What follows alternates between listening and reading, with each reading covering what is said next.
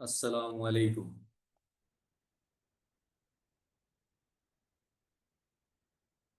वालेकुम सलाम सर। हाँ sir.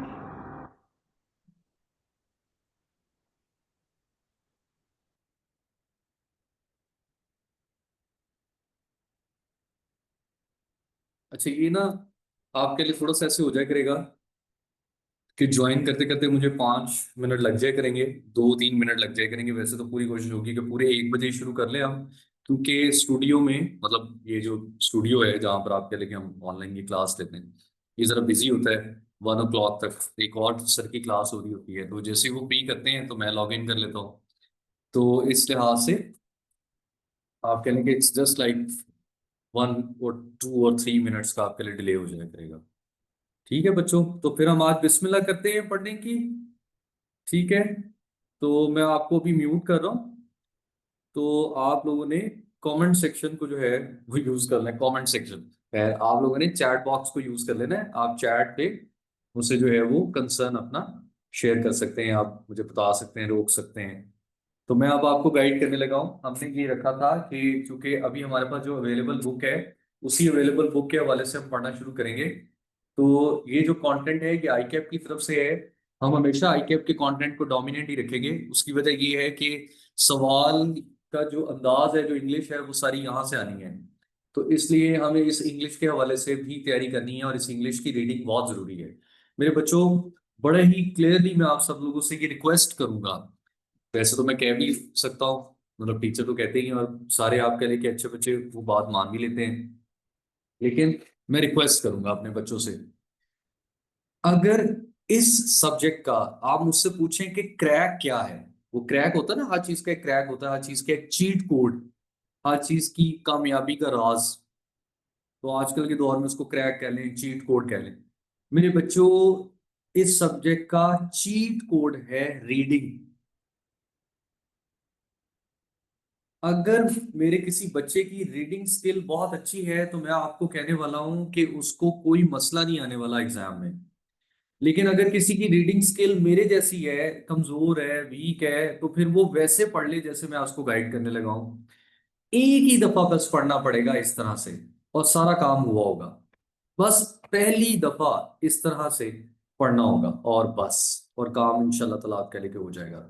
So let's start then. बिस्मिल्लाह करते हैं जनाब अली। हमने इकोनॉमिक्स के पोर्शन से स्टार्ट करना है, फिर हम बिजनेस के पोर्शन पे जाएंगे, क्योंकि मैं चाहता हूं टेक्निकल बात पहले करनी जाए। So first chapter.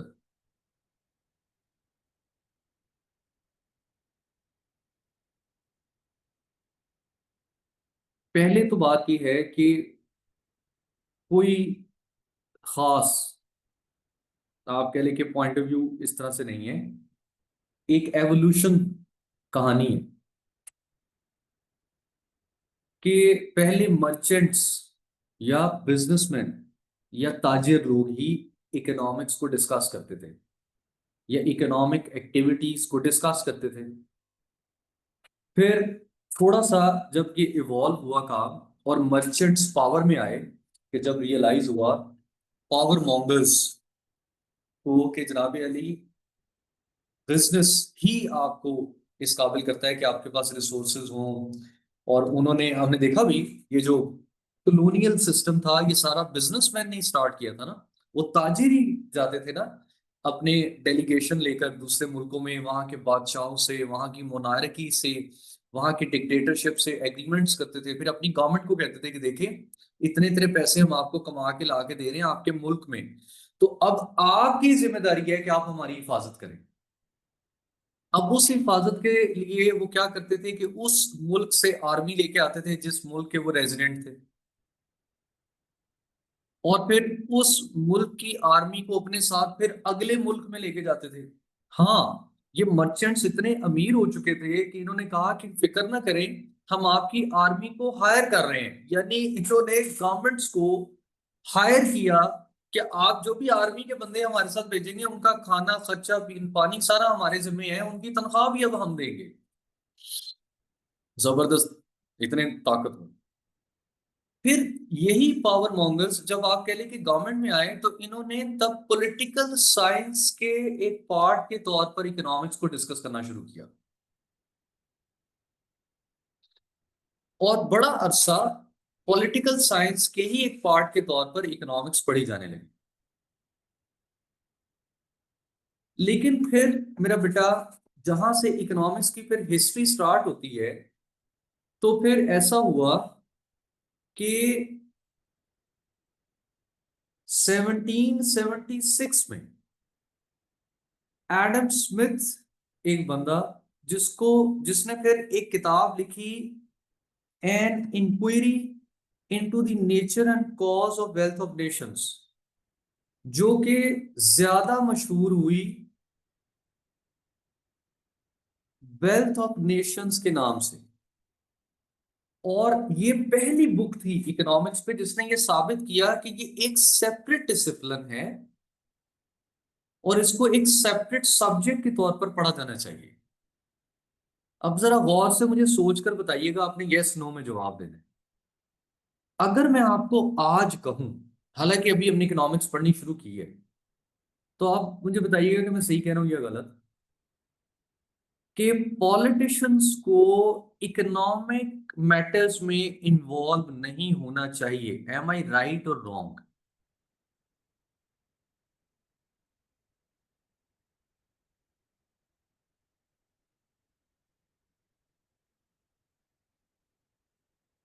Very good मेरा बेटा।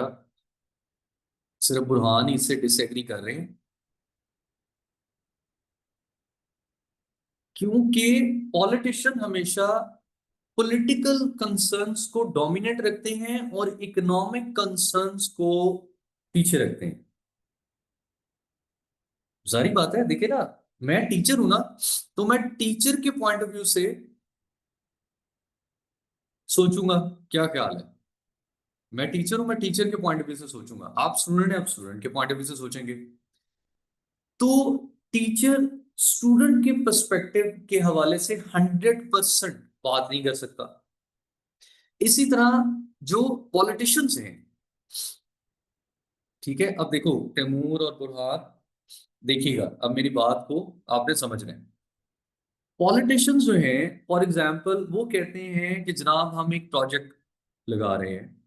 हमने कहा ठीक है लगाएं, और ये प्रोजेक्ट पब्लिक वेलफेयर के लिए होगा। हमने कहा बहुत अच्छी बात है, लगाएं लगाएं, बिल्कुल आप प्रोजेक्ट स्टार्ट करें। अब वो जो प्रोजेक्ट उन्होंने लगाया, उस प्रोजेक्ट की वजह से मुल्क को कर्जा लेना पड़ा। उस मुल्क को कर्जा लेने की वजह से फिर कर्जा बाद में वापस भी करना होगा,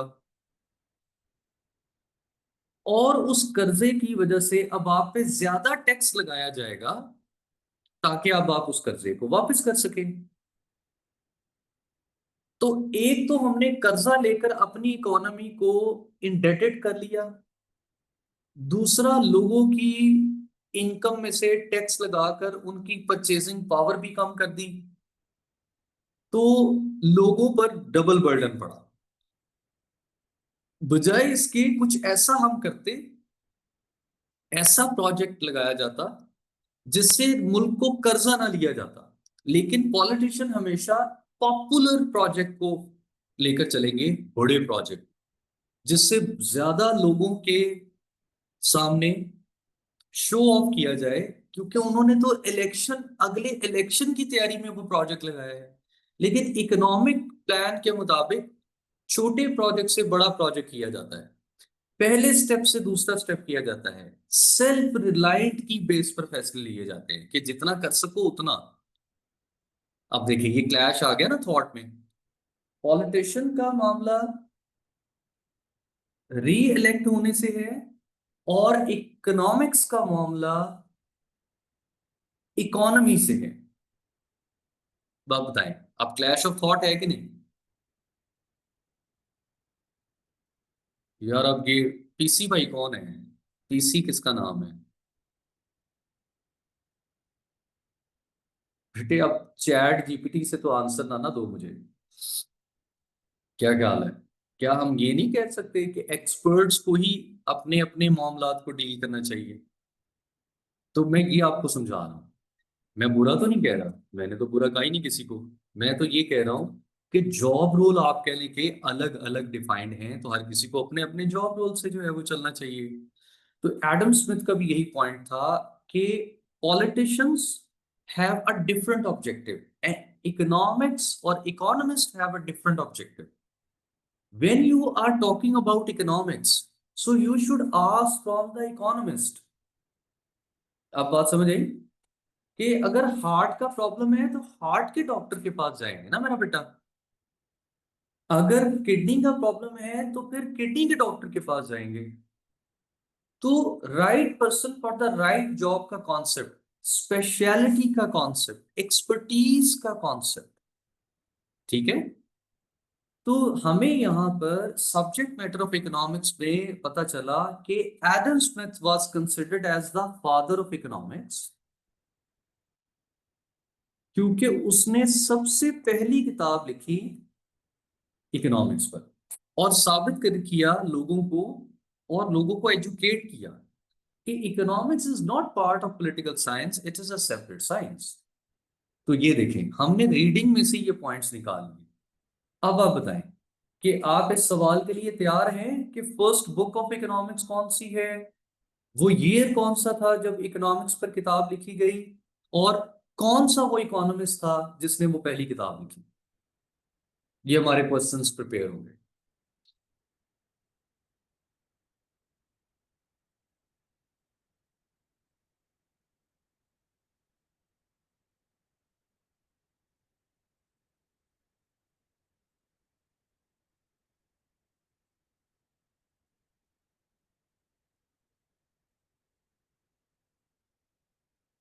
जी मोहम्मद, आप देखें कि हम इसको हाईलाइट कर रहे हैं ना, तो यहीं पे आपके लिए पॉइंट्स लिखे हुए हैं, हम ढूंढ रहे हैं, क्योंकि आज हमें ना रीडिंग करना भी सीखना है. ये वर्किंग हम हमारे सबकी किताबों पे मौजूद होनी चाहिए, क्योंकि मैं आपको शुरू में कहा ना कि रीडिंग है हमारा पॉइंट. तो रीडिंग यानी किताब, किताब पर ही हम हर चीज बना लेंगे, क्योंकि फिर नोट्स आगे पीछे हो जाते हैं ना, और नोट्स के हवाले से बाद में हमें वो बोरिंग भी लगता है. हाँ, अभी इनसे रिलेटेड कुछ सवाल बनाऊंगा, वो फिर आपने नोट करने हैं, वो भी बोर्ड पे लिखूंगा मैं.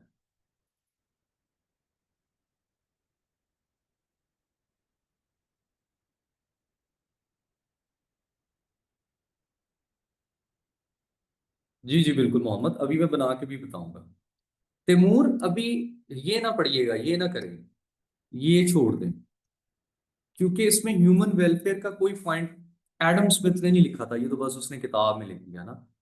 तो अभी हम ह्यूमन वेलफेयर की बात नहीं करेंगे, ये कहीं और मैं इसको अटैच करूंगा.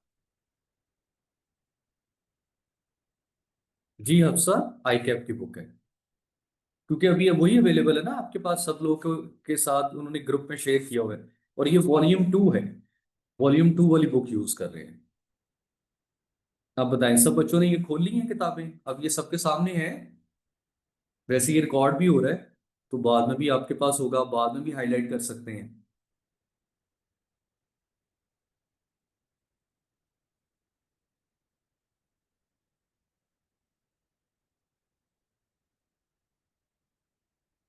अभी तो बेटा आई कैप की अवेलेबल है आपके पास, तो आप आई कैप ही यूज करेंगे. चैप्टर नंबर 1 हमने आई कैप से ही करना है.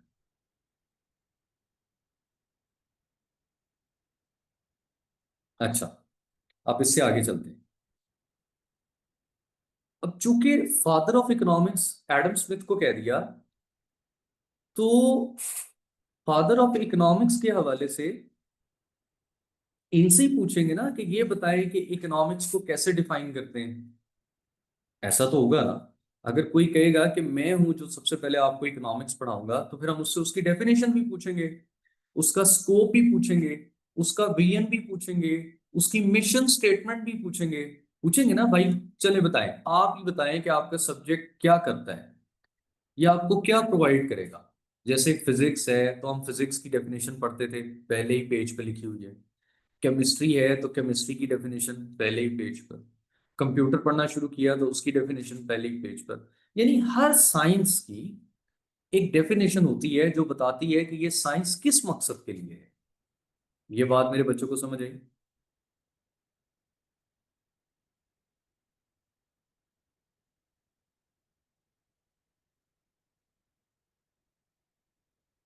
तो फिर एडम स्मिथ की भी इकोनॉमिक्स की जो डेफिनेशन थी कि इकोनॉमिक्स क्या करती है, तो एडम स्मिथ ने कहा कि इकोनॉमिक्स जो है उसके स्कोप में चार चीजें आती हैं। अब जरा ख्याल रखिएगा, ये 1776 की बात है। तो वो अपने टाइम पीरियड के मुताबिक उस दौर के लोगों की लैंग्वेज में ही बात करेगा। और उस दौर में दौलत ही सबसे अट्रैक्टिव फैक्टर था। वेल्थ। 1776। आजकल के दौर में तो बहुत कुछ ऐड हो गया ना। स्किल भी ऐड हो गई, आइडियाज भी ऐड हो गए, प्रोजेक्ट मैनेजमेंट भी ऐड हो गया, फ्रीलांसिंग भी ऐड हो गई, और पता नहीं क्या क्या ऐड हो गया। उस दौर में तो आप कह ले कि दौलत का मतलब दौलत ही था ना, कि बस पैसा, ज्यादा से ज्यादा दौलत किसके पास है। तो इसलिए उसने उस दौर का ही अट्रैक्टिव वर्ड यूज किया।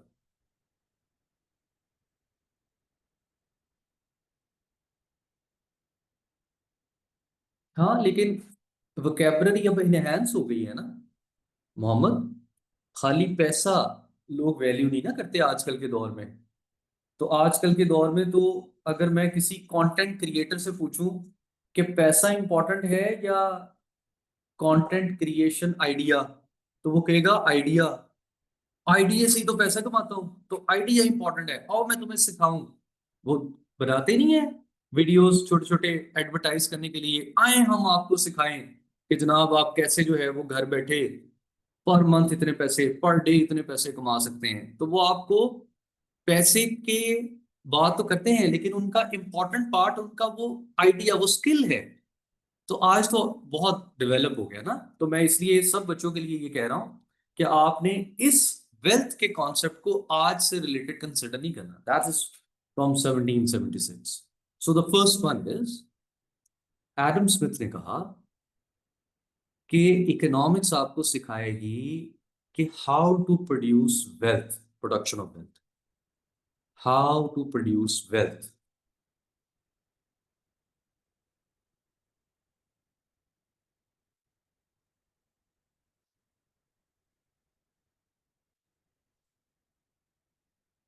बेटा, जब भी हमारे सामने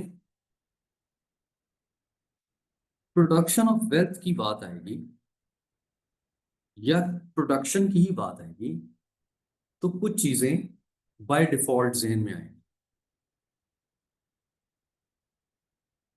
resources required to produce some valuable. अब ये देखें, यहां पर कुछ चीजें हैं, मैं उनको हाईलाइट करता हूं। एक तो प्रोड्यूस और एक वैल्यूएबल। इकोनॉमिक्स में ना सिर्फ और सिर्फ उन चीजों की बात की जाएगी जिनकी कोई वैल्यू हो, यानी जिनकी कोई कीमत हो, यानी जो आपको फ्री में ना मिले। क्या मेरे बच्चों को ये बात समझ आई है? इकोनॉमिक्स में फ्रीली अवेलेबल चीजें डिस्कस नहीं होती। अगर कोई चीज आपको फ्रीली अवेलेबल है, that is not the part of economics. अगर कोई चीज आपको फ्रीली अवेलेबल है तो that is not the part of economics. अब यहाँ मेरे जेहन में एक सवाल है कि सर, मुझे मेरे पेरेंट्स ने सारी चीजें फ्रीली अवेलेबल की हुई हैं। तो मैं उसको ये जवाब दूंगा, इसीलिए आपके एक्शंस को डिस्कस नहीं करेंगे, आपके फादर के एक्शंस को डिस्कस करेंगे, क्योंकि he is paying everything for everything. अब ठीक है। तो किसी ना किसी ने तो पे किया ही होगा उस चीज के लिए, बस इकोनॉमिक्स पे करने वाले को डोमिनेट रखेगी, पे करने वाले को डिस्कस करेगी। तो इसीलिए हम यहाँ पे वैल्यूएबल चीजों को डिस्कस करेंगे। हर चीज जिसकी कोई कीमत है वो वैल्यूएबल है, लेकिन उसको बनाना पड़ता है। हर चीज को बनाना पड़ता है। तो बेटा, जब भी आप किसी चीज को बनाने लगेंगे तो आपको चार चीजें चाहिए।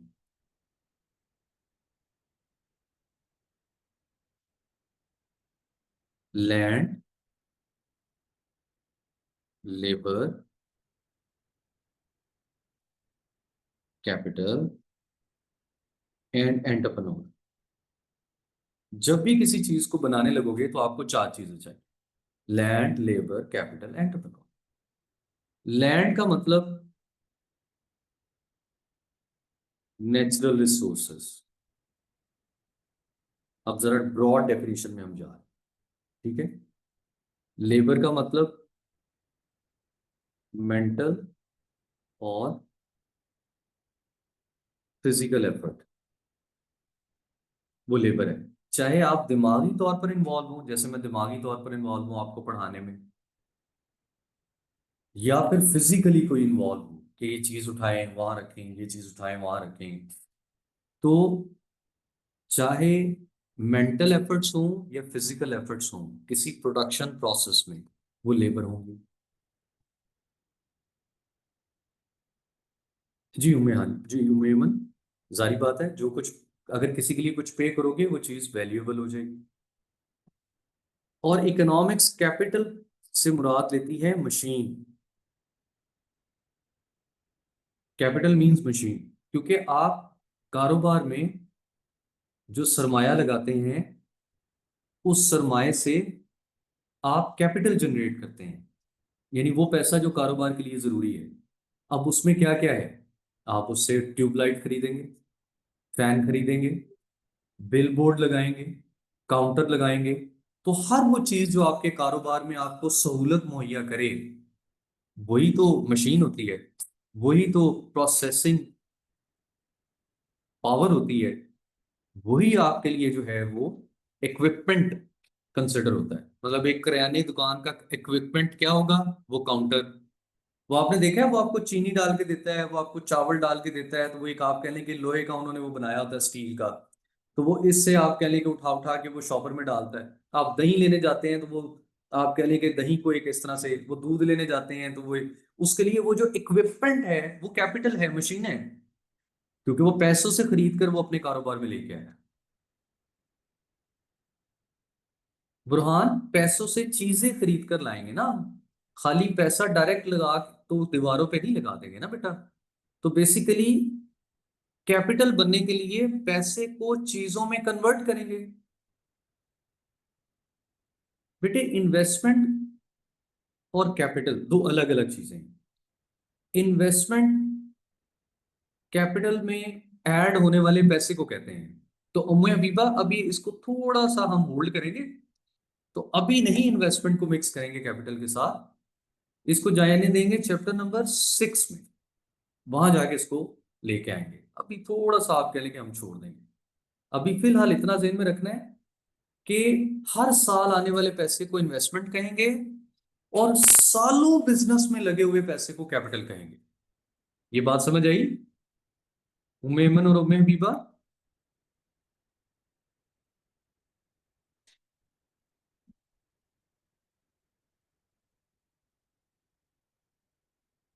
शाबाश। तो मैं अब इन बच्चों को भी क्लियर कर दूं, तैमूर और जैसे अदन फातिमा कंफ्यूज हो रहे हैं। पैसा ही कैपिटल है। अब बात समझ आई, पैसा ही कैपिटल है। लेकिन मेरा बेटा याद रखिएगा, पैसे से खरीदी हुई मशीन, पैसे से खरीदा हुआ इक्विपमेंट जो कारोबार में इस्तेमाल हो, वो भी कैपिटल। क्योंकि पैसे ने अल्टीमेटली किसी ना किसी शक्ल में कन्वर्ट होकर ही कारोबार को फायदा देना है। अब ठीक है, जैसे हम सोफे ले आए, हम ये टेबल चेयर, ये लैपटॉप और ये कैमरा ले आए, तो ये सारे पैसे से ही खरीदे हैं।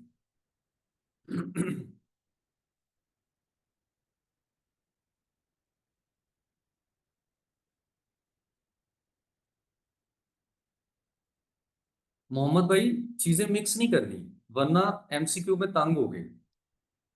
रिसोर्सेज में ये चारों चीजें आ जाती हैं। ठीक है मेरा बेटा। तो इस तरह से पढ़ना है जैसे अब मैं बता रहा हूं, क्योंकि ये टर्म्स हैं। तो कैपिटल या रिसोर्स ऐसे सिनोनिम्स नहीं बनाने मेरा बेटा। ठीक है।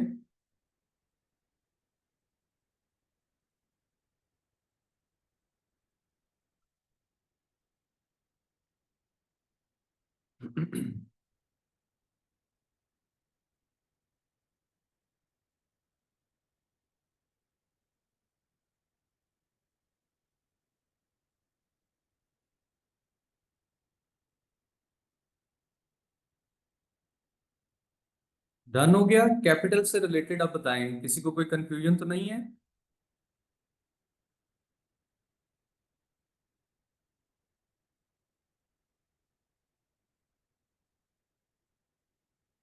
जबरदस्त, शाबाश, वेरी गुड। ले जना, अब चलते हैं एक दफा और। नेचुरल रिसोर्सेज में मेरे बेटे, रेन, फॉरेस्ट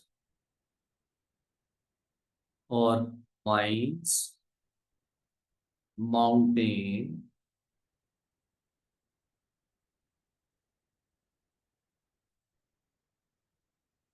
सी, ये सब, कोस्ट, पोर्ट्स, मतलब नेचुरल पोर्ट्स या कोस्ट ज्यादा सही है, यानी साहिल समुंदर, ये सब लैंड में आ जाएगा, ये सब नेचुरल रिसोर्सेज में आ जाएगा।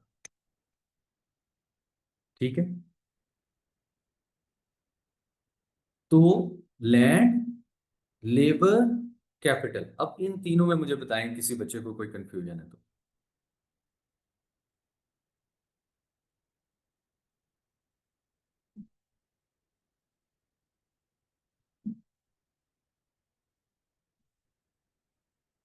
जबरदस्त, जबरदस्त, बेहतरीन। अब जरा देखिएगा, एंटरप्रेन्योर, आज की लैंग्वेज में हम इसको बोलेंगे मैनेजर। ठीक है, entrepreneur is the manager. Manager कौन? जो सबको मैनेज करता है। अब ये कोई एक शख्स भी हो सकता है, और ये एक ऑर्गेनाइजेशन भी हो सकती है।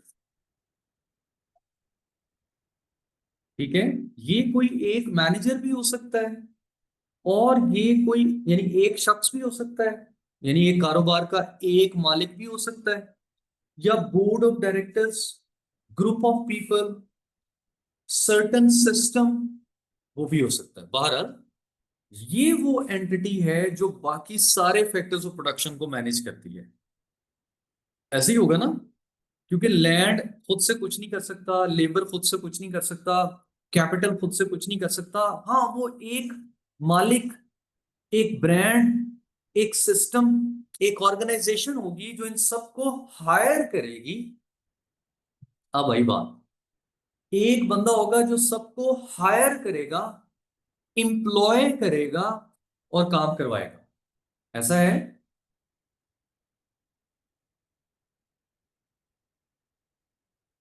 और वही बंदा आपका एंटरप्रेन्योर है। ठीक है, तो ये चार अलग अलग फैक्टर ऑफ प्रोडक्शन है। अब इन चारों को ना, इस प्रोडक्शन प्रोसेस में काम करने के रिवॉर्ड्स मिलते हैं।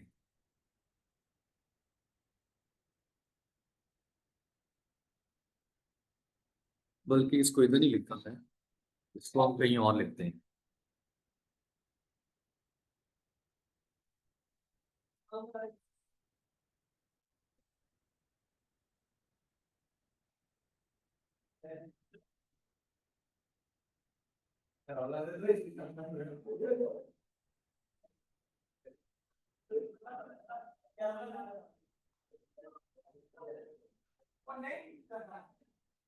अच्छा, हमने कहा कि लैंड है, लेबर है, कैपिटल है, और एंटरप्रेन्योर है। ये चारों फैक्टर ऑफ प्रोडक्शन में क्यों इन्वॉल्व हो रहे हैं? क्योंकि लैंड को रेंट मिलेगा, लेबर को वेज मिलेगी, कैपिटल को इंटरेस्ट मिलेगा, और एंटरप्रेन्योर को प्रॉफिट मिलेगा। ऐसा है मेरा बेटा?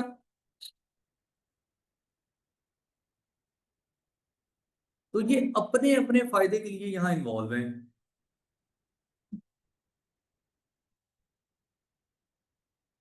अब जरा ना, एक और चीज यहां रियलाइज करते हैं, जिसके बाद दोबारा एडम स्मिथ की डेफिनेशन की तरफ जाएंगे, क्योंकि हमने अब बात को काफी फैला ली है, क्योंकि यहां से हमें सवाल आते हैं। खुद से जरा बताएं, जैसे ही हम कारोबार शुरू करेंगे, पहले ही महीने से जो पेमेंट्स आप कह लें कि होनी है फर्स्ट मंथ से, पहले ही महीने से जो आप कह लें कि पेमेंट्स होनी है, रेंट पहले महीने से जाना शुरू हो जाएगा।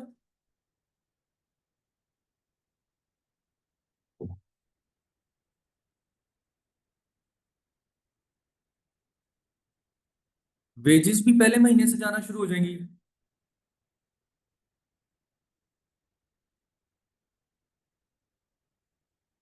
इंटरेस्ट भी पहले महीने से।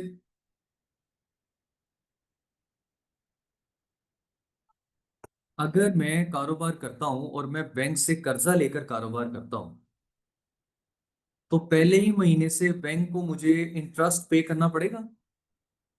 यही इंटरेस्ट है। ये जारी बात है, आपने बैंक से पैसे उधार लिए हैं, तो उन उधार पैसों पे आपको पेमेंट यानी इंस्टॉलमेंट्स देनी पड़ेंगी। यही इंटरेस्ट है। किसी बाहर के बंदे से भी अगर पैसे कर्ज के तौर पर लेता हूं, तो वो मुझसे उस कर्ज के बदले उसकी टाइम वैल्यू तो मांगेगा ही, कि भाई आप मेरे पैसे जिस वक्त के लिए इस्तेमाल कर रहे हैं उस वक्त के पैसे पे करें। यानी ये भी एक रेंटल इनकम है।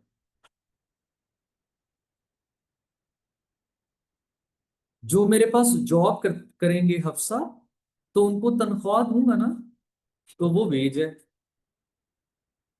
तो पहले ही महीने से देनी पड़ेगी।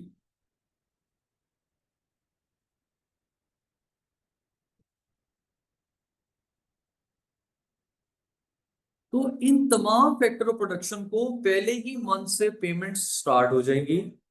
लेकिन प्रॉफिट तो मेरे बेटे तब आएगा ना, जब इतनी सेल हो कि इतने पैसे बच जाएं कि इनको देने के बाद भी आपको मिले।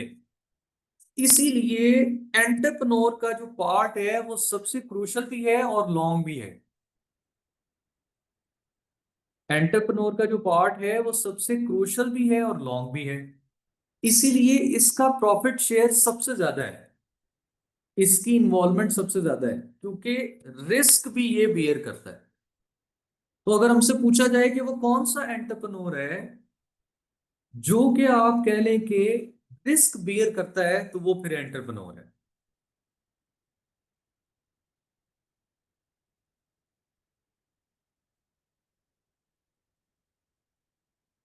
जी उम्मे उम्मे अमन, जैसे मैंने कहा, बैंक से कर्जा लेकर अगर आप कारोबार करेंगे, तो वो कैपिटल जो आपने लिया उधार पर, उसके बदले जो आप पेमेंट करेंगे वो इंटरेस्ट पेमेंट कहलाएगी।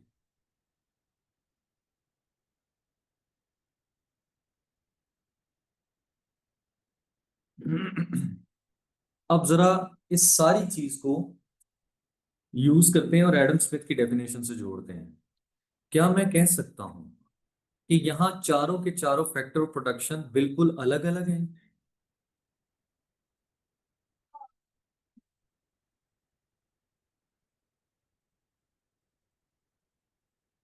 उन सब के कारोबार में शामिल होने के ऑब्जेक्टिव भी अलग अलग हैं।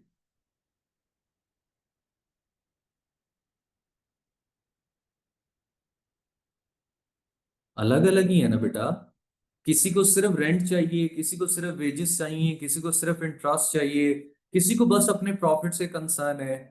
तो यहाँ इन चारों को कैसे मैनेज किया जाएगा, कैसे यूटिलाइज किया जाएगा, कैसे इन चारों को अलग अलग इनकी ऑब्जेक्टिव के साथ पढ़ा जाएगा, समझा जाएगा, अंडरस्टैंड किया जाएगा, इनकी एम्प्लॉयमेंट को अपने कारोबार के फायदे के लिए इस्तेमाल किया जाएगा, तो ये सब कुछ साइंस के तौर पर होगा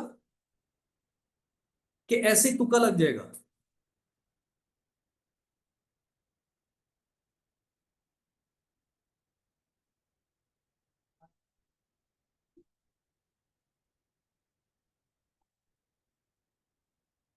इसी प्लानिंग, इसी साइंस, इसी मामले को डिस्कशन में लेके आने को मेरा बेटा एडम स्मिथ ने कहा कि हम आपको प्रोडक्शन ऑफ वेल्थ में ये सिखाएंगे कि इकोनॉमिक्स कैसे आपको हेल्प करेगी कि इनको कैसे मैनेज करना है। That is the significance of the word production of wealth.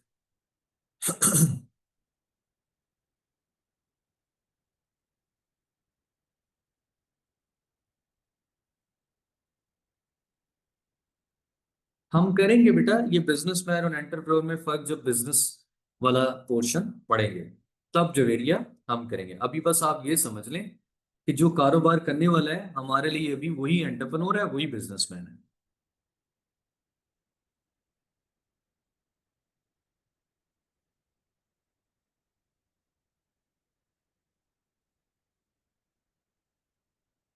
Actually हम बस फिलहाल उतना ही करेंगे जितना हमें टेक्स्ट में जरूरी है, ताकि चीजें मिक्स ना हो। ये बड़ा ख्याल रखना है हमने, क्योंकि हमने दोनों किताबों का इकट्ठा पेपर देना है। तो हमें हर टर्म, हर सब्जेक्ट के लिए अलग अलग पता होनी चाहिए कि इकोनॉमिक्स की सेंस में वो क्या है और बिजनेस की सेंस में वो क्या है। तो इसलिए फिर मैं चीजें मिक्स होने से बचाऊंगा, कोशिश हो।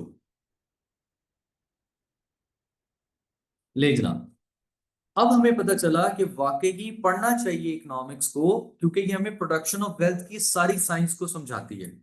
अब जरा देखें कि इस सारी साइंस के हवाले से हमारे पास बुक में, ये देखें, सिर्फ हवाले के तौर पर लिख दिया कि लैंड, लेबर, कैपिटल और एंटरप्रेन्योर को प्रोडक्शन ऑफ वेल्थ में डिस्कस करेंगे। लेकिन आप देखें ना, उसके बैक एंड पे मैंने आपको बताया कि ये सारी चीजें हैं। आगे जाकर वो रिवॉर्ड्स की बात खुद भी कर देगा किताब में, मैंने आपको पहले ही करवा दी। इसके बाद सेकंड नंबर पे जो इंपॉर्टेंट चीज नजर आती है कि ठीक है, आपने प्रोडक्शन ऑफ वेल्थ कर ली, आपने वेल्थ प्रोड्यूस कर ली, लेकिन दूसरे नंबर पर जो चीज हमें चाहिए वो है एक्सचेंज ऑफ वेल्थ।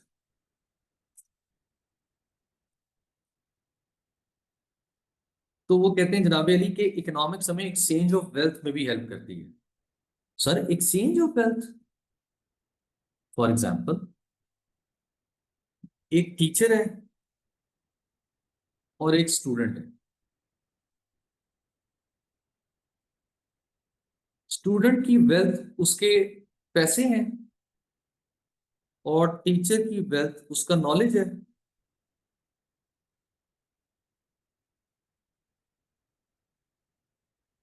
क्या ख्याल है बेटा, ऐसे है? अब इन दोनों के दरमियान अपनी अपनी वेल्थ का जो एक्सचेंज है, तबादला है, वो फी की बेस पे होगा।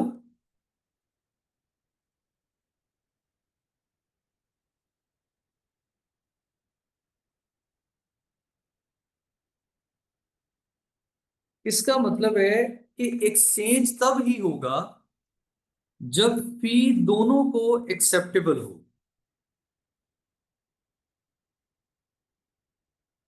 अब वो कौन से रूल्स हैं जो इस प्राइस को डिटरमिन करेंगे, यानी प्राइस डिटर्मिनेशन ये कैसे होगी, ताकि हर मार्केट में चीजों की सेल परचेज में कोई प्रॉब्लम ना आए। क्योंकि प्राइस अगर सही से डिटर्मिन नहीं होगी तो सेलर भी तंग होगा, बायर भी तंग होगा। सेलर बेच नहीं सकेगा, बायर खरीद नहीं सकेगा। आप ही मुझे बताएं, अगर हम किसी मार्केट में जाते हैं जहां हमें लगता है कि प्राइस सही डिटर्मिन नहीं होती, तो हम उस मार्केट को क्या कहते हैं? सिस्टम ही कोई नहीं है यार ये। यहां तो कोई रूल्स ही नहीं है, यहां जिसका जो दिल चाहता है वो कर रहा है। इसीलिए एडम स्मिथ ने कहा कि हम इकोनॉमिक्स में आपको सिखाएंगे कि आप बेस्ट प्राइस कैसे डिटरमिन कर सकते हैं, और इसको उसने नाम दिया एक्सचेंज ऑफ वेल्थ। है ना इंपॉर्टेंट सब्जेक्ट इकोनॉमिक्स, क्योंकि ये आपको मार्केट में प्राइस डिटर्मिनेशन भी सिखाएगी। अब किताब में ना ये नहीं लिखा हुआ ये, तो ये अब आपके नोट्स में आ गया, क्योंकि सवाल इसकी बेस पे आने हैं आपको।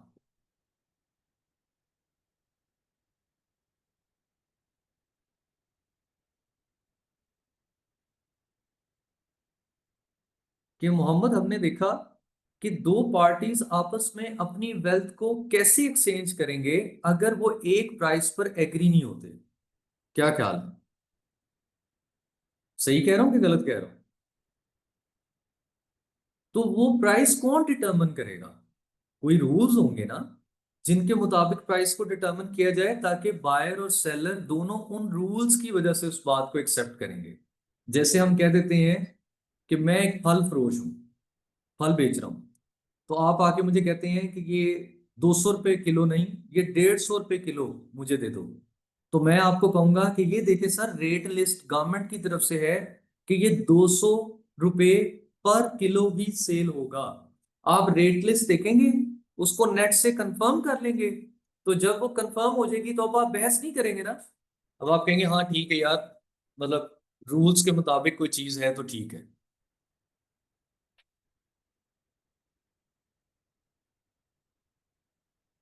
तो हमने आपस में अपनी वेल्थ एक्सचेंज कर ली ना बेटा मोहम्मद। ये देखो, ये मैंने लिखा हुआ है ना, टीचर की वेल्थ और स्टूडेंट की वेल्थ। ये आपकी वेल्थ नहीं है, आपका पैसा। वो आपकी वेल्थ है तो आप इतने कॉन्शियसली एडमिशन करवाते हैं ना, ध्यान से। और मेरी वेल्थ मेरा नॉलेज है। तो जब तक मुझे सही फी पे नहीं होगी, I will not deliver my knowledge. मैं क्लास नहीं लेता। हेलो तैमूर, क्या बात है तैमूर। भाई वो प्रोडक्ट है, एप्पल इज अ प्रोडक्ट। उसकी रेडी कैपिटल है, उसकी वेट करने वाली मशीन उसका कैपिटल है। ठीक है, प्रोडक्ट और कैपिटल को मिक्स कर दे बहुत अच्छे।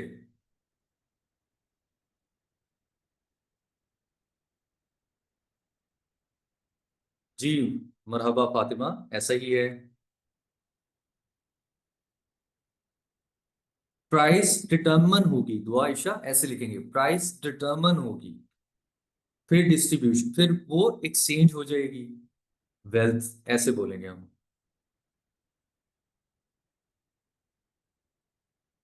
यार भाई, फिर मैं उसको चीज अपनी दे दूंगा और उससे पैसे ले लूंगा ना, तो ये दौलत का एक्सचेंज हो गया मोहम्मद।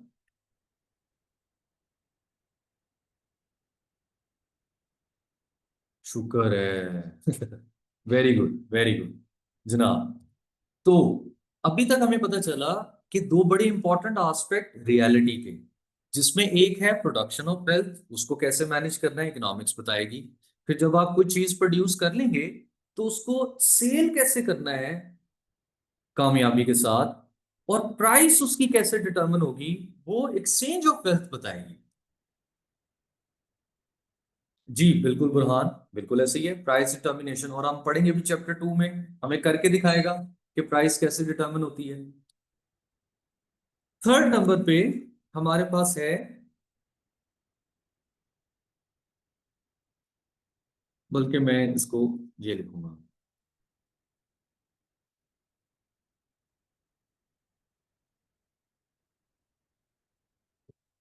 देखो,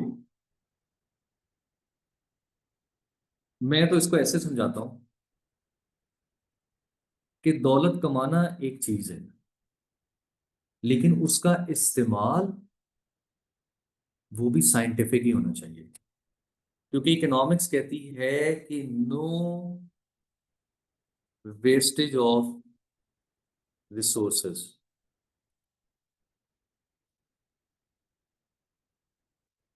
no wastage of resources. Economics आपको सिखाएगी कि आपने अपनी दौलत को इस्तेमाल कैसे करना है। इस तरह इस्तेमाल करें कि जाया ना हो। क्योंकि वो नानी दादी कहती थी ना कि अगर सिर्फ खाने वाले और सोने के पहाड़ भी हों, तो वो भी खत्म हो जाते हैं।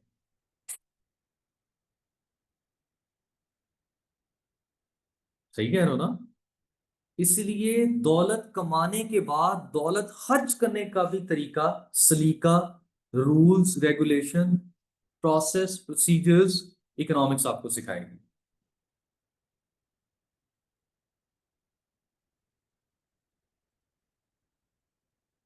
हाँ बिल्कुल, यही कह रहा हूं मैं भी, कि अगर आप इसको बेहंगम तरीके से खर्च करेंगे, बगैर आप कहने सोचे समझे खर्च करेंगे, तो आप रिसोर्सेस को वेस्ट कर देंगे। तो हमें नहीं करना ना वेस्ट। तो इसीलिए उस वेस्टेज को रोकने के लिए पढ़ना पड़ेगा। और इकोनॉमिक्स कहती है कि आप मुझे पढ़ें, मैं आपको बताऊंगी कि कैसे आप नहीं वेस्ट करें।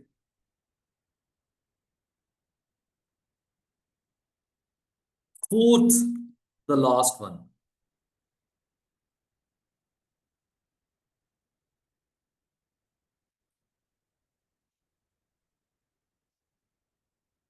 भाई आपने खुद ही कहा कि हम हर किसी को रिवॉर्ड देंगे।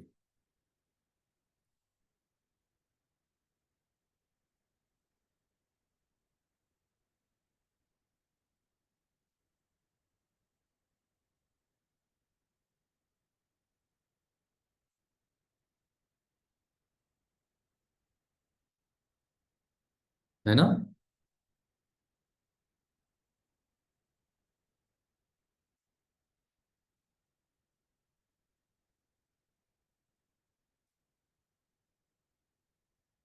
अब जब आपने कहा है कि सबको दौलत तकसीम की जाएगी उनके उनके हिस्से के मुताबिक, तो यहां जेहन में सवाल आएगा ना, ये हिस्से कौन डिसाइड कर रहा है? आप कैसे डिसाइड करेंगे कि लेबर को कितनी वेज देनी है? एक बंदा है जो अपने काम का माहिर है, क्या आप उसको उतना ही पे करेंगे जितना एक नए काम करने वाले बंदे को पे करेंगे?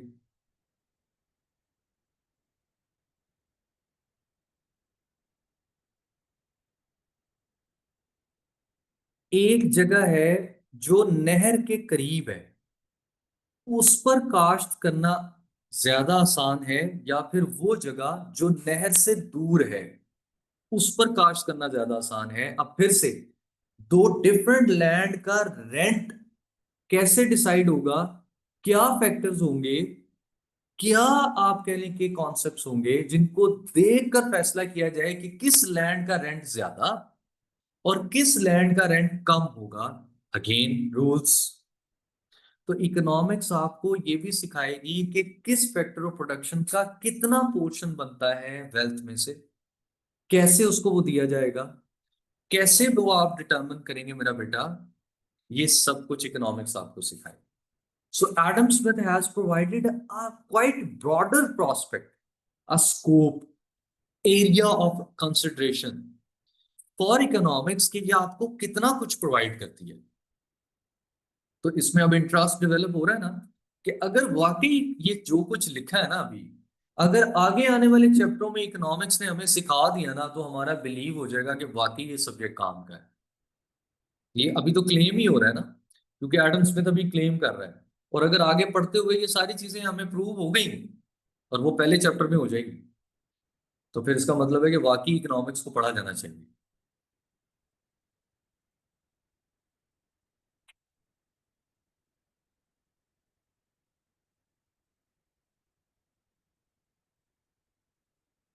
क्योंकि बुरहान, एक आम आदमी इकोनॉमिक्स पढ़ता नहीं है ना बेटा। आप पढ़ेंगे तो आप फिर बताइएगा उनको क्या ख्याल है। इकोनॉमिक्स कोई बंदा थोड़ी है जो घर के बाहर बैठा हुआ है, जिससे जाके हम पूछे तो हमें बताएगा। पढ़ना पड़ेगा ना मेरा बेटा, एक्सपर्टीज लेनी पड़ेगी, समझना पड़ेगा, क्योंकि ये साइंस है। तो साइंस तो फिर मतलब हर कोई फिजिक्स तो नहीं पढ़ सकता अनलेस कि वो सीखे, उसमें रिसर्च करे, उसमें मेहनत करे।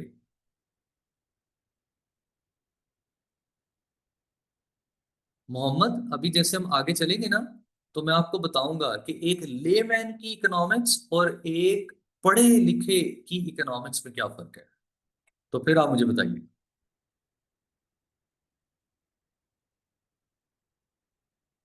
मीरब, अभी तो हम ये कह रहे हैं कि इकोनॉमिक्स हमें सिखाएगी। Economics will make us to learn that how these portions, these rewards are being determined. ठीक है?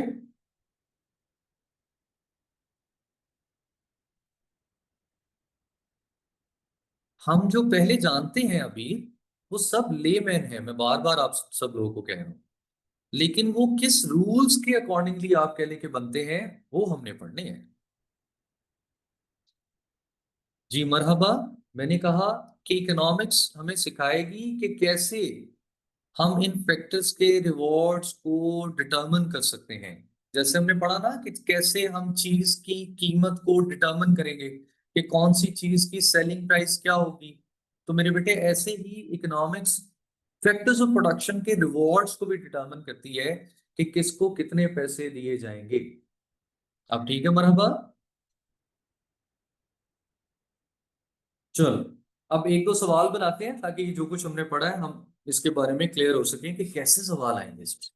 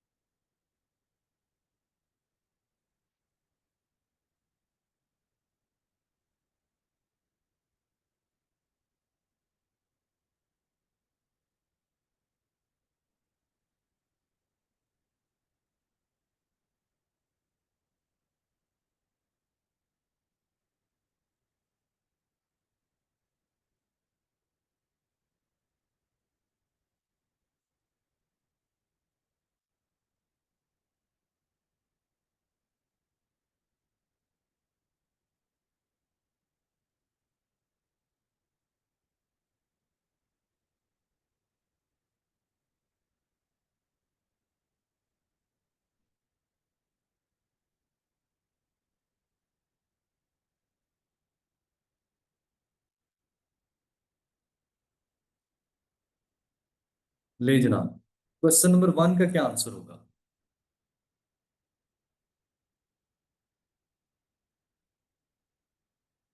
वेरी गुड, सब बच्चों ने आपके लिए कि 1776 जो है वो बात कर दी है। वेरी गुड, जबरदस्त।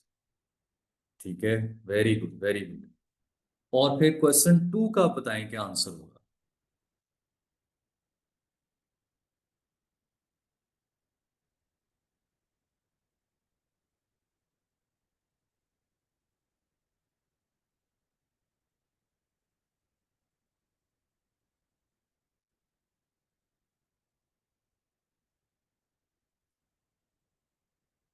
देखा, अब ये हुआ नुकसान। वो जो आप सर्च कर करके चीजें कर रहे थे ना, और बीच में जो है, शाबाश उबैद, और बीच में आप कह लें कि आप अपनी असेसमेंट के ऊपर चीजों को देख रहे थे। तो बेटा याद रखें कि इकोनॉमिक्स है, और इसमें जो टेक्निकल टर्म्स हैं वो स्पेसिफिक हैं। तो ये देखिएगा, क्योंकि फैक्टर ऑफ प्रोडक्शन और प्रोडक्शन ऑफ वेल्थ, तो प्रोडक्शन ऑफ वेल्थ में फैक्टर्स को एम्प्लॉय करने की बात है ना, कि चारों को कैसे इस्तेमाल करना है। अब बात समझ आई सबको? सेंस, रट्टा नहीं मारना, सेंस, कॉन्सेप्ट। और ये भी ख्याल रखना है कि वो लेमैन अप्रोच नहीं लेके आनी आम तौर पर, क्योंकि यहां मार ही इस वजह से पड़ती है कि सारी बातें हमने इर्द गिर्द से इकोनॉमिक्स के बारे में चीजें सुनी होती हैं। तो वो फिर हमें तंग करती हैं। तो आपने याद रखना है कि एक इकोनॉमिक्स पढ़ने वाले और इकोनॉमिक्स सुनने वाले में फर्क होना चाहिए ना मेरा बेटा। तो अब मैं दोबारा रिपीट कर रहा हूं। प्रोडक्शन ऑफ वेल्थ का जो कॉन्सेप्ट है, उसमें फैक्टर ऑफ प्रोडक्शन की एम्प्लॉयमेंट के उनको कैसे इस्तेमाल किया जाए, जैसे मैंने बोला कि हम उनको कैसे हायर करेंगे, यूज करेंगे, क्योंकि वो चारों अलग अलग सोच के लोग हैं। उनको कैसे इकट्ठा किया जाएगा, उनको कैसे आप कह लें कि जो है वो हायर किया जाएगा, और उनको कैसे फुली यूटिलाइज किया जाएगा, ये होगा ना फैक्टर ऑफ प्रोडक्शन के पॉइंट के करीब। क्योंकि उसने पूछा कि बताएं इन गिवन 3 लाइनों में से कौन बेस्ट एक्सप्लेन करेगा प्रोडक्शन ऑफ वेल्थ के कॉन्सेप्ट को। तो इनमें से जो क्लोज बात लगी वो फिर सी है। क्या मेरे बच्चों को बात समझ आई? जो कि प्रोडक्शन ऑफ वेल्थ के करीब है। अब इस बेस पर हमने फिर सी को क्लिक किया, तो आप ऐसे समझेंगे। तो आपने सिनोनिम्स में नहीं जाना, उसकी बाउंड्री को साइंटिफिकली पढ़ना है। और वो आप रीडिंग से ही निकाल रहे होंगे, इधर उधर से नहीं मिलेगा वो आपको। अब देखें, एक और सवाल बनाता हूं, फिर आप मुझे बताइएगा। होपफुली कि नेक्स्ट टाइम आप लोग को क्वेश्चन में टर्म्स से रिलेटेड बातें हो, ना कि जनरल नॉलेज से रिलेटेड। उमर मैंने एक्सप्लेन कर दिया है कि प्रोडक्शन ऑफ वेल्थ में एम्प्लॉयमेंट का ही जिक्र होगा ना, फैक्टर ऑफ प्रोडक्शन की। क्योंकि फैक्टर ऑफ प्रोडक्शन को हायर करना, जॉब पर रखना, यही था ना प्रोडक्शन ऑफ वेल्थ की हेडिंग का prospect.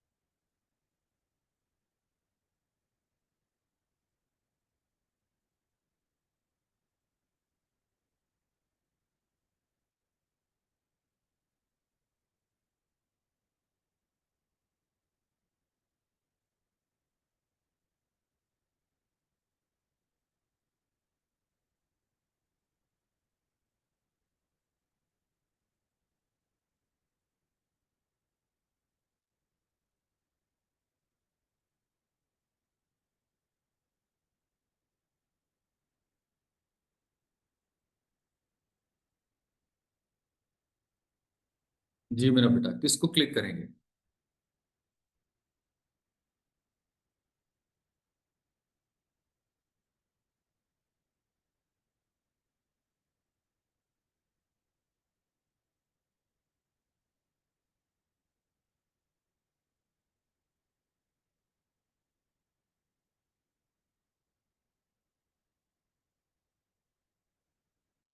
Very good, very good.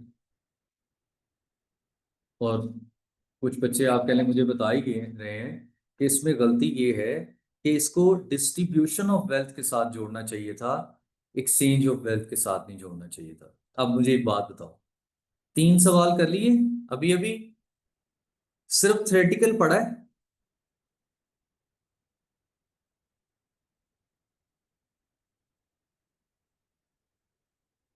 तो क्या मेरे बच्चे समझ पाए हैं कि रीडिंग ही सही प्रोस्पेक्ट है ना? अगर अच्छे से पढ़ लिया है पहली दफा ही, तो कैसा भी सवाल बन जाए कर लोगे ना?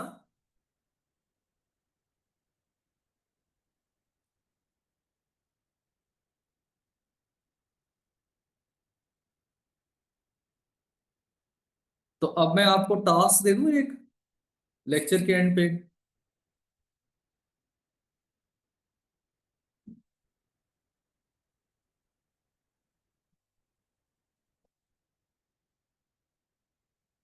चलो फिर ठीक है। टास्क मेरे बच्चों का ये है कि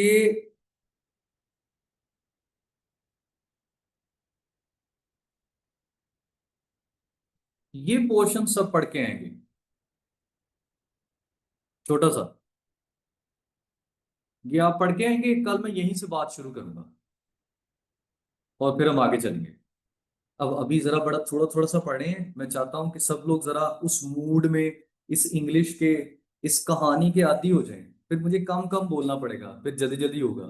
तो अभी खैर है, मेरे बच्चे अगर मेरे साथ उंगली पकड़ के भी चलेंगे तो खैर है, क्योंकि मैंने कल ही कहा था ना, मैंने अपना ज़हन बना लिया है कि मैं बच्चों को अलिफ बे से शुरू करूंगा। तो देख लो, मैं कहीं अपने वादे से फिरा तो नहीं ना।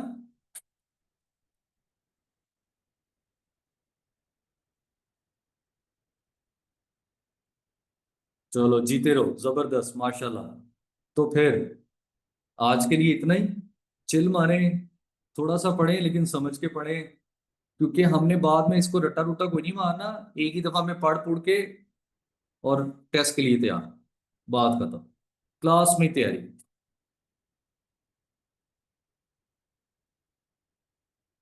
चलो, ओके, टेक केयर बच्चों, अल्लाह हाफिज, खुश रहें। मजा आया वैसे, तुम लोगों ने चैट बॉक्स भर के रखा है हर दफा, मजा आ गया, बेहतरीन। टेक केयर, अल्लाह हाफिज बच्चों, खुश रहो। थैंक यू सो मच बच्चों, थैंक यू, अल्लाह हाफिज।